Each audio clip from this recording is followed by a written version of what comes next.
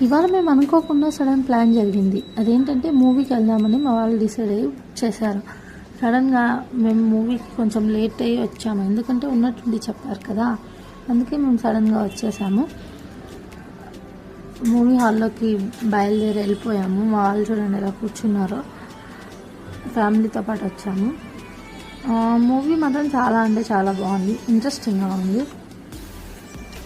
Jokes కానివ్వండి, ఆ acting కానివ్వండి, మాకైతే చాలా నచ్చింది.